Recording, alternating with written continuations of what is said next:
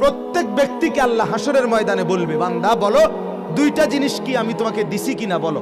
এক, আওয়ালাম নুআম্মিরকুম মা ইয়াতাযাক্কারু ফীহি মান তাযাক্কারা, এই পরিমাণ হায়াত দিছি যেই পরিমাণ হায়াত পেলে উপদেশ গ্রহণ করা যায়, আমল করা যায়, অদ্দুর সুযোগ দিছি কিনা বলো। কথা বলেন না, দিছি কিনা বলো। এই হলো এক। দুই নাম্বার হলো ওয়াজাআকুমুন নাযীর, তোমার কাছে বুঝাইয়া দেওয়ার জন্য আলেম, ইমাম, ওয়াইজ, বক্তা, আউলিয়া, বুজুর্গ, পীর, মাশায়েখ, খতিব পাঠাইছিলাম কিনা কাউরে, তুমি কও। আপনি কি বলবেন? না আমি হুজুরের 14 গোষ্ঠী কোনোদিন দেখছি না, বলতে পারবেন এটা আপনারা?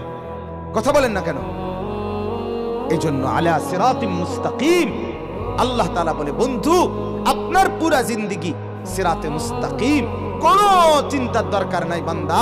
আল্লাহ বলে দিছে বন্ধুকে অনুসরণ করো, তার সবকিছু ঠিক।